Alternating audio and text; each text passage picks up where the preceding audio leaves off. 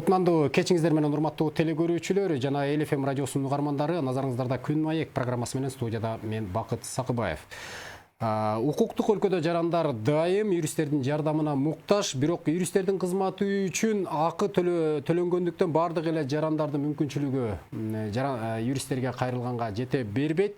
Мына ошондуктан 2016 жылы жарандарга акысыз юридикалык жардам көрсөтүү мыйзамы ишке кирген, бирок андан бери кайсы бир себептер менен ишке ашпай келген бул кадам тең укуктуулукту камсыздоо максатында мамлекеттик координациялык борбор эми гана активдүү ишке кирди. Мына ушул борбордун аткарган жумуштары, алдыдагы максаттары, пландары туурасында сүйлөшүү үчүн биз студиябызга меймандарды чакырганбыз. Тааныштыра кетсем, мамлекеттик кепилденген акысыз юридикалык жардамдарды координациялоо борборунун жетектөөчү адиси Марклен Ногоев жана адвокат Убайдулла Садимкуловду студиябызга чакырганбыз. Саламатсыздарбы, урматтуу меймандар, куш келипсиздер. Мамлекеттик акысыз юридикалык жардам дегенди биз кандай түшүнөбүз?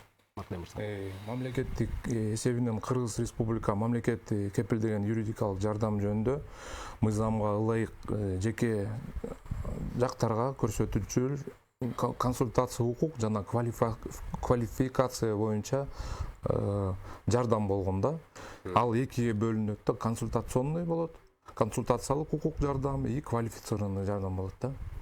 Бүгүндө ушул юридикалык жардам алам, жардам көрсөтүүгө муктаж адамдар алам дегендер көппү, кайрылгандар? Азыркы учурда мүмкүн көп эле болуп атат.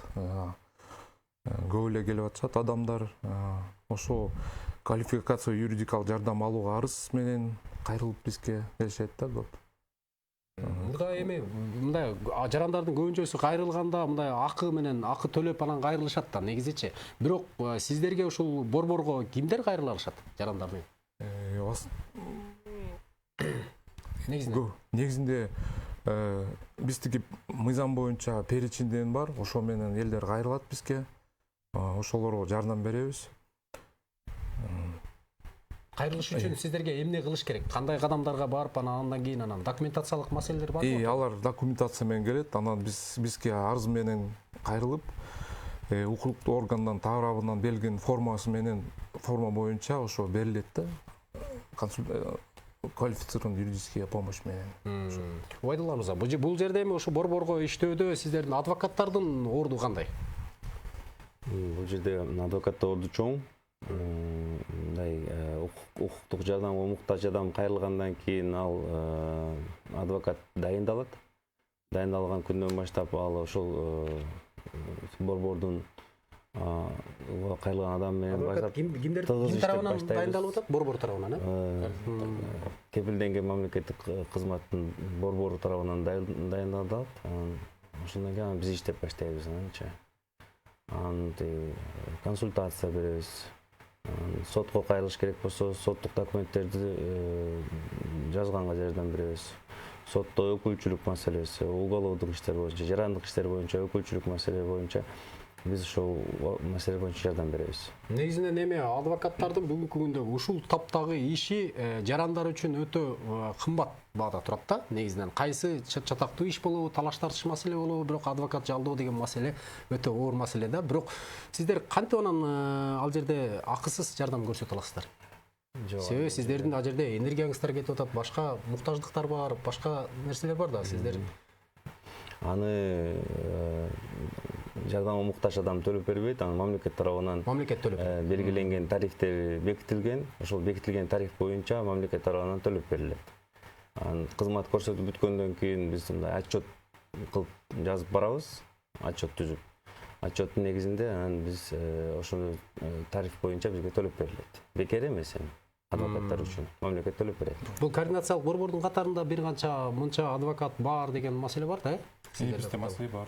Азыркы учурда 303 адвокат бизде бар. 24 ачылган борборлор, бесплатно консультация берген борбор Кыргызстан боюнча. Бирок координациялык борборго кирбеген адвокаттар барбы? Булар кандай эсептелет? Эми сиздерге кирсе, кирбесе айырмачылыгы кандай? Бизге договор менен киришет да, договор менен иштейт биз менен, непосредственно координатор менен иштейт адвокаттар. Ошо иш боюнча ошо аткарышат да булар. Ушунун айырмачылыктарын айтып берсеңиз, мен түшүнбөй атам да. Эми сиздер бекер кызмат көрсөтүп берди деп атсаңыздар, анан кантип адвокаттар макул болот силерге? координациялык кеңешке киргенге, же дагы башка дагы бир сиздер укук жагынан коргойсуздарбы, дагы адвокаттарга бир башка бир маселелер жагынан адвокаттарга пайдалуубу ал жагы координациялык кеңешке киргенден эмне пайдасы бар? Биринчиден ошо жардам берип элдерге мамлекеттен төлөп беребиз адвокаттарга. Жардам берип элдерге ошо киргизип буларды реестрде биз бар, реестрден бар адвокат ошол жака киргизебиз. Анан булар непосредственно биз менен иштейт да. Менин суроомо жакшылап жооп бере атасыз. Мен жөнөкөйлөтүп айтайынчы. Бизде маселен тамадалар абдан көбөйүп кеткен. Той топур мамлекетте көп болгондуктан тамадалар борбору деген ачылган. Тамадалар көбөйүп кеткендиктенчи. Анан аларды ошол тамадалар борбору маселен өзүнүн борборуна кабыл алат дагы, алар иштеп берет да. Иштеп берет. Могул тойго барасың, мынча акча аласың деп алар эмесин дагы тарифин да бекитип берет экен. Бирок ошол борборго кирбегендер баягы тойлордон кур калат экен, же болбосо аларга кезек менен той топурду берип туруу маселесинен четте калат экен да. Бул борборго киргендин бир эмеси ошол экен да. Адвокат менен мен салыштырган жокмун, бул нерсени бул юридикалык маселе болуп атпайбы, бирок негизинен пайдасын мен түшүнө албай атам да, ошон үчүн. Кирбей койсо эмне болот? Анын өзү Убайдулла мырза. Мен муну айтып кетейин. Бул жерде бекер жардам көрсөтүү бардык категорияда жардамдарга эле берилбейт. Мыйзамда көрсөтүлүп кеткен. Ким өзгөчө оор кылмыш кылат, ага жардам берет. Аз камсыз болгон адамдарга жардам берилет. Андан тышкары инвалидтерге, картаңдарга берилет. Эгер мисалы кылмыш кылган адам, жардамга муктаж болгон адам иштесе, мамлекеттик кызматта турса, мындай жардам мамлекет тарабынан аларга берилбейт. Аз камсыз, негизинен аз камсыз болгон адамдарга гана берилет да. Мынчу биздин конституцияда көрсөтүлгөн ошол адамдардын квалификациялык юридикалык жардам алууга болгон укугун камсыз кылуу максатында ушундай иш көрсөтүлүп жатат бул жердечи. Андан тышкары төлөнгөн тиги төлөп берип атат, анын ичинен налогу да бар. Адвокаттар налогко да төлөйт. Андан тышкары пенсионный фондко да алат. Андан тышкары борбор тарабынан дайыма адвокаттар үчүн өзүнүн квалификациясын жоготкон тренингтер бар. Ошол бекер биздерге өткөрүп берип турат. Демек, мамлекет бардык камсыздоону өз мойнуна алат дагы, сиздерге чара көрөт турбайбы? Бардык жагынан, терс жагынан дагы, оң жагынан дагы, бардык. Эгерде туура эмес иш көрсөтсөңүздөр, сиздерге чара көрүшү мүмкүн, терс чара да көрүшү мүмкүн. Муну менен катар эми адвокаттардын баягы сапат жагынан бардыгы тең эле бирдей эмес да. Билим деңгээлдери ар түрдүү дегендей, адвокат бирөө билимдүү болсо, юридикалык билими күчтүү болсо, бирөөсү сапаты начар болот. Ушул жагын баалоону кантип баалайсыздар? Анан аны баалоо үчүн ырычактарды кантип тандайсыздар? Билим сапатын, деңгээлин деги эле баалоо үчүн. Сизге суу. айта албайм. Кандай дейсиз? Сиз кандай бааланат сиздердин сапатыңыздар? Биринчиден ошол жардамды алып аткан адам өзү баалайт биринчиден. Эгер жакса, андан дальше иштеп кете берет. Ал адвокат келген жаран ошондо тандап алабы? Жок, тандабайт. Аны координатор дайындап берет. Дайындап берет, мындай бир айда жакса жакпаса айтап турбайбы? Иштин жүрүшүн. График түзөт да, мына могу Ленин району боюнча эле мисалы 25 адвокат бар. Реестрде турганчы. Аны ошо кайсы күндө кайрылса, ошол күндө графикте турган адвокатты ошого дайындап берет. Ошол адвокат менен иштейт. Эгер адвокат тиги адамга жакпаса, анан координаторго кайрылат, ошо жакшы эмес экен. Кеңешке кайрылып туруп. Анын ал учурда координатор бөлөк адвокат менен алмаштырып бериши мүмкүн бул жердечи. Бирок андай ситуация аз эле. Жок. Адвокаттарда лицензия деген маселе барбы? Лицензия алмайын адвокат болуп эсептелинеби бүгүнкү күндө? Лицензиясы жок адвокаттар барбы? Жок, только лицензия бар болгондар. Өлкө боюнча канча адвокат бар? Сиздерге кирген 300 канча дедиңиз? 300 ашкан. 300 ашкан. Эми мына координациялык кеңеш деген бул борбордогуну айтып атабыз. Ал эми алыскы аймактарда жанагындай ошо адвокаттарга муктаж, юридикалык кеңештерге муктаж адамдар кантип муктаждыгын чече алат алыскы аймактарда? ар бир бизде айтып атпаймынбы, бизде ар бир райондордо Канча жерде ошол? ошо 24 борборубуз бар да. Мына Бишкек шаарында бар, Токмокто бар, бизде Кара Балтада бар, Беловодскийде, Чүйдө эле болуп атат. Анан региондордо бар, Көлдө, Ошто, Таласта, Нарында, Жалал-Абадта 24 общий центрлер бар да, борборлор. Демек, облустарда, райондордо бүт баарында бар деп коебуз. Азыр жарандарыбыз чалып кайрылып атат. Бишкектеги борбордогу даректи кантип байланышсак болот? Канча бул жерде офисиңиздер бар деп сурап атат. Азыркы учурда бизде бир центр ошо Минюста бар. Анан дагы бир центр ачылган, это Ленинский акимиатта бар, биринчи этажында. Ошо жака кайрылса болот, элдер жаргап ошо. Юстиция министрлигинде да барбы? Бизде бар бир кабинет. Министрликтин ичинде бар, бизде кабинет ошо. Эми бүгүнкү күндө адвокаттарга же болбосо ушул юридикалык кеңеш менен сиздерге эмне маселе аркылуу көбүрөөк жарандар кайрылышат? Мурун 5 жыл мурун көбүнчө кылмыш иштери боюнча көп кайрылышчу. Анан жакында ошол мамлекеттик тарабынан кепилденген жардам деген мыйзамга өзгөртүү киргизип, жарандык иштер боюнча да кайрылып баштады. Жарандык иштер боюнча көбүнчө ажырашуу маселеси, алимент өндүрүү маселеси, үйдү бөлүү, жана аял менен күйөөсүнүн ортосундагы болгон мүлктү бөлүү маселеси боюнча көп кайрылуу болуп атат. Ушундай маселелер. Эгерде ушул адвокаттарды координациялык кеңеш кайсы бир адамга чектеп, анан ошол белгисиз бир туура эмес бир кызматтарды көрсөтүп койсо, сиздер адвокаттык лицензиясынан ажыратып коюуга мүмкүнчүлүгүңүздөр барбы? Укугуңуздар барбы? Укугубуз жок. Канткенде ошол адвокаттарды лицензиясынан же болбосо укугунан ажыратып коюуга болот?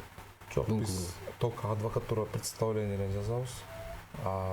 Ким аны карайт? Центрде адвокатура Кыргызстан Республики деген, ошо Кыргызстан Республикасынын адвокатурасы ошолор карайт да. Бул адвокатка жалоба эле бирдеме келсе, ошолор эле карайт да. Биз карабайбыз аны. Ушул маселе боюнча бирдеке айта аласызбы? Бизде 2014-жылы адвокатура түзүлгөн. Адвокатурада дисциплинардык кеңеш деген орган бар. Ал жерде Кыргыз Республикасында адвокаттар эгер мындай укук бузуу болуп калса, анан ошондо жарандар кайрылат, ошол адвокаттын үстүнөнчү. Дисциплинардык кеңеш адвокат боюнча чара көрбөө боюнча юстиция министрлиги менен бир чечим чыгарып берет ананчы. Юстиция министрлигинде адвокатура бөлүмү бар. Ошонун адистери менен чогуу чечим кабыл алышат. Бизде юристтен кеңеш деген атайын программабыз бар, бирок ага дагы ушул бардык маселелерди кайрылгандан дагы ушул үй бүлөлүк маселелер туралы көбүнчө кайрылышат да. Көбүнчө баягы телефон чалуулардагы сурамжылоолор бардык юристтерге кайрылуу ушул үй бүлөлүк максатта болот да. Анан бул максатта дагы бизде суроолорду берип кой деп беришти эле. Бул багытта маалыматтык роликтер деле чыгып атпайбы? Эми көп эле массалык маалыматтык каражаттарынан көрүп атабыз. Чын эле никени каттатпай жашаган адамдар көппү? Аларды кандай тоскоолдуктар күтөт? Никени эгер каттатпай койсо эмне болот? Никени биздин мыйзам никени каттатып жашаса деле болот, каттатпай жашаса болот дегендей жол берет негизинен. Эгер никени каттатпай жашаса, анан бала төрөлгөн учурда атасы баланы тааныбай коюшу мүмкүн. Менин балам эмес депчи. Анда бул учурда только жалаң эле сот аркылуу аны тааныптырылат. Анда экспертиза жүргүзүлөт, сот изилдейт, далилдерди изилдеп, ошонун негизинде анан чечим кабыл алат. Бул узак мөөнөттөгө созулган бир процесс болуп калат да. Тергөөчүлөрдө телефон чалып бар экен, угуп алды. Саламатсызбы, угуп атабыз сизди. Угуп атабыз. Саламатсызбы? Саламатсызбы. Менин атым Таалайгүл. Мен мындай суроо берейин дедим эле. Менин иним биринчи келинчеги менен ажырашып кеткен. Андан бир кызы бар. Андан кайра экинчи жолу үйлөнүп, андан дагы бир кызы бар да. Анан зарплатасы аз аябай. Анан тиги кызына алимент төлөйт. Ошол алиментти мындай төлөбөгүдөй кылган барбы бизде закондо биринчиден, экинчиден тиги экинчи кызына дагы бөлүнүш керек да, ошол жагын кандай кылып чечсек болот? Рахмат, сурооңузга түшүнүктүү, суроо. Үй бүлөлүк кодекси боюнча алимент өндүргөнгө мыйзам жол берет. эгер мисалы бир бала үчүн адам тапкан айлыгынан же башка бөлөк тапкан акчасынан 4/1 бөлүгүнө алимент, ошонун 4/1 бөлүгүнө ээлик кылса болот алиментинечи. Ошол эле учурда ошол эле мыйзамда көрсөтүп турат, эгер анын бөлөк үй бүлөсү болсо, башка балдары болсо, алименттин өлчөмүн кичинейткенге, азайтканга мыйзам жол берет. Негизинен. Бирок таптакыр эле бул кыз үчүн жок кылып салганга мыйзам жол бербейт. Бирок ошол тапкан айлык акысын эсептеп, анан ошонун чегинде анан өлчөнөбү? Өлчөнөт. Анан сот аткаруучулары алимент чыгарып берсе, өндүрүп берсе, сот канча табат? Канча табат. Эгер таппаса, анан ошол алимент өндүргөн район боюнча орточо айлык акынын негизинде 4/1. Кайсы районда жашаса, ошол райондогу ошо орточо айлык акы негизинде анан кийин алименттин өлчөмүн чыгарып берет. Эми айлык акы төлөбөгөндөргө дагы атайын мыйзам кабыл алынып, жана төлөбөй коюп баш тарткандаргачы өлкөдөн сыртка чыгууга дагы тыюу салынган маселе да бар эмес беле? Ошол бүгүнкү күндө иштейби? Эгерде алимент төлөбөй койсо, таптакыр эле баш тартса эмне болот? Бул боюнча Кылмыш жаза кодексинде соттун чечимин аткарбоо деген статья бар. Ошонун негизинде аны жоопко тартса болот. Негизинен эгер ал могу чек арадан чыгарбай коюу бул Россиянын практикасында, укуктук практикасына кеңири тараган. Биздин мамлекетте деле көрүп, ушуну коюп койсо туура эле болот деп ойлойм. Мен үчүн дегенде көпчүлүк балдарын таштап Россияга алимент төлөбөй кетип калып атпайбы? Алимент төлөсө, чыгарбай койсо, соттун чечимин аткарылышы, балдардын укуктук кызыкчылыктары корголот эле деп эсептейм. Ошонун чараны көрүш болот. Түгөйлөр эми ортодогу никеден баш тартса дейт, деги эле ушул бала кимге калуусу керек деген да суроо болуп атат. Эми Кыргыз Республикасынын үй бүлө кодекси боюнча нике бул аял менен эркектин өз эрки менен курулган бул союз деп коет. Аны бирөөсү никеге тургусу келбесе, аны мажбурлап никеге тургузганга эч кимдин акысы жок. Эгерде бала төрөлүп калса, анда көп учурда эле апасы менен бала калат, атасы признавать этпесе. Ушул сыяктуу маселелер, ушул сыяктуу окуялар сиздердин ишиңиздерде көп эле кездешеби? Болот, баласын тааныбай коет. Сот аркылуу анан баласын тиги кишини атасы экендигин тааныган учурлар көп болуп атат азырчы. Мүлк тууралуучу, мүлк кимге тиешелүү болуш керек маселе? Мүлк тууралуу эгер экөөнүн ортосунда нике турган болсо, анда нике турган болгондо, анда аял менен күйөөсү нике тең болот эсептелинет. Бирок ошол эле учурда эгер бала ким тарапта болсо, мүлк бөлүп жатканда ушу баланын кызыкчылыгын деле эсепке алынат да. Бул учурдачы. Ошол эгерде никеге турбаган болсо, эгер мисалы күйөөсүнүн атында кандайдыр бир мүлк болсо, аял аны бөлгөнгө анын укугу жок анычы. Телефон чалып бар экен. Көрүүчүлөрдө саламатсызбы? Угуп атабыз сизди. Алло, саламатсыздарбы? Саламатсызбы? Угуп атабыз. Алло, угуп атасыз сиздерге? Угуп атабыз, сурооңузду узата бериңиз. Мен суроо берейин дедим эле да, менин кызым эки баласы менен ажырашып кеткен да. Балдары уже 16-га чыгып калды, алдычы. Ушуларга чейин канча жолу да кайрылсак деле эч кандай неме болбой атат да. Бала күйөө бала, ал Россиянын гражданины болуп алыптыр. Кандай кылып ушу жанагы бекер адвокат деп атасыңар, кандай кылып жардамласак болот экен ушулардан? Кантип адвокатты акысыз жалдоого болот? Кантип кайрылса болот сиздерге? Ошо биз айткандай бизге кайрылып, арыз менен кайрылсаар, анан ошо 8-пункт ошо мыйзам боюнча биз сизге берип адвокатты даярдап коебуз да. Ошо центрге келип арыз менен кайрылсаар. Убайдулла мырза, буга эми мындай бир жалпы жонунан бир жооп барбы? Мындай жалпылаштырып айткандачы, башка өлкөнүн жарандыгын алып алды деп атат азыркы суроо боюнчачы. Анан буга кандай жол-жоболор бар? Азыркы учурда сотко кайрылыш керек анда. Сотко кайрылып туруп, эң негизгиси биринчи ушул маселени чечиш үчүн борборго кайрылыш керек. Борбордон адвокатты алып туруп, адвокат менен тыгыз иштеп башташ керек, адвокат ошону жардам берет. Анан кайсы сотко кайрылыш керек боюнча кандай, может эки жолу бар. Доо арыз менен кайрылса болот, алимент өндүрүү жөнүндө. Буйрук чыгаруу, алимент өндүрүү боюнча буйрук чыгаруу кылып кайрылса болот, анда батыраак болот. Мисалы Кыргыз Республикасы менен Россиянын ортосунда келишимдер бар да. Соттун чечиминен өз ара чыгарылган соттун чечимин аткаруу боюнчачы. Менимче аткарылса болот деп ойлойм. Эми алимент төлөгөн аталар негизинен башынан аягына чейин төлөп жүргөн аталар кандай укуктарга ээ болот биздин өлкөдө?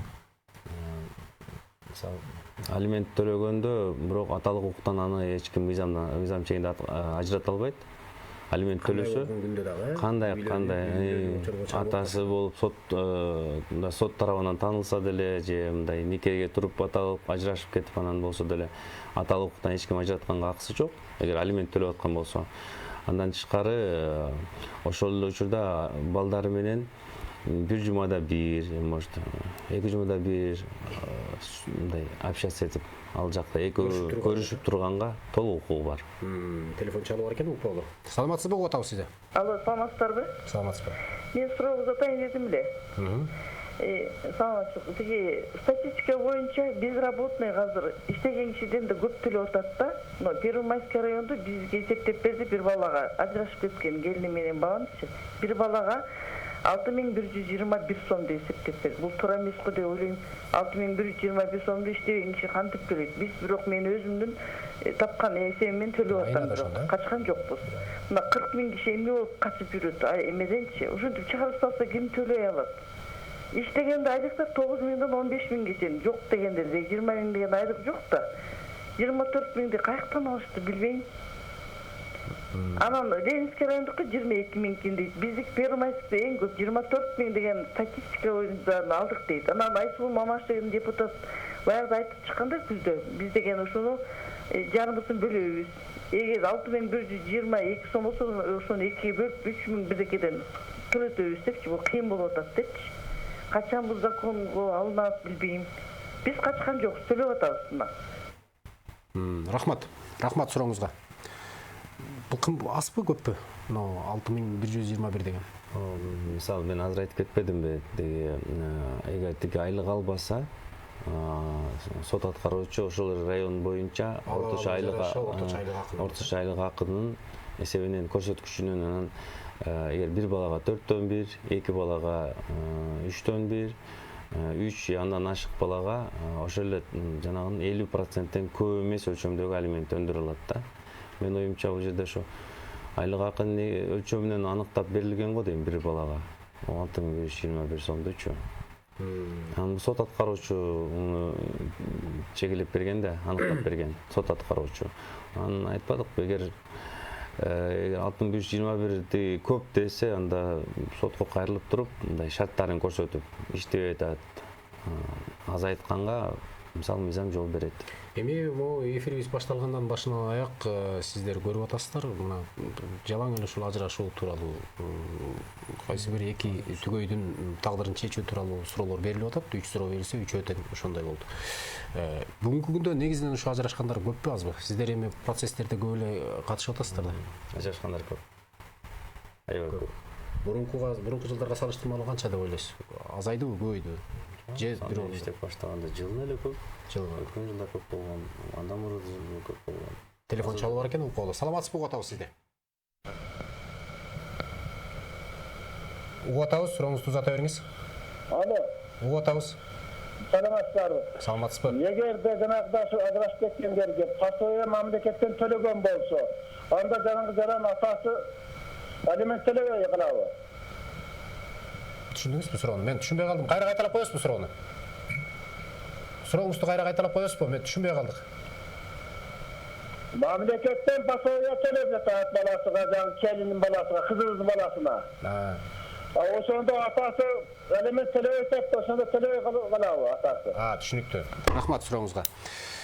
Мамлекеттен пособия төлөнүп атпайбы? Анан ушундай төлөнүп аткан, мамлекеттен төлөнүп аткандан кийин атасы алимент төлөбөй калабы дейт.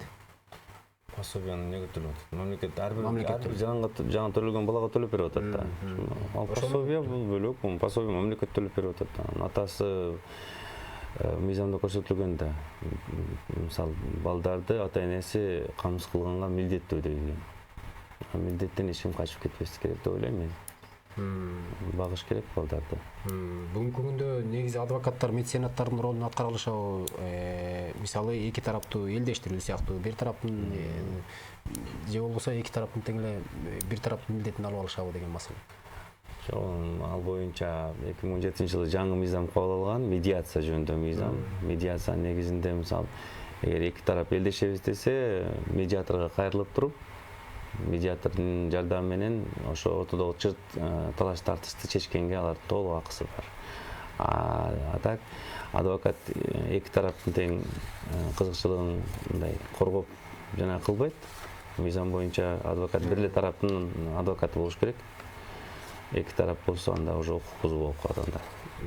Координациялык борбордун алдыга койгон максаттары кандай? Бүгүнкү күндө деги эле кандай иштөө пландарыңыздар бар алдыда? Алдыда бизде көп пландар бар. Азыркы учурда Сокулукта бир центр ачабыз деп планыбыз бар. Кемин районунда да, региондордо да ачып ушундай планыбыз бар. Ушундай болот маселелер. Бул тууралуу эме бул боюнча дагы алдыда дагы көп ушул юридикалык борбор кеңеш боюнча дагы көрсөтүүлөрдү уюштурабыз деген максатыбыз бар. Сиздердин ушул студияга келип бергениңиздер үчүн чоң ыраазычылык билдиребиз. Рахмат, сиздерге ишиңиздерде ийгилик болсун. Урматтуу телекөрүүчүлөр, ушун менен программабыз соңуна чыкты. Биз бүгүн тең укуктуулукту камсыздоо максатында мамлекеттик координациялык борбордун иш аракеттери, алдыдагы максат пландары туурасында сөз кылдык. Бизде студияда мамлекет кепилдеген акысыз юридикалык жардамдарды координациялоо борборунун жетектөөчү адиси Марклен Ногоев жана адвокат Убайдулла Сатимкуловдор болушту. Саламатта калыңыздар.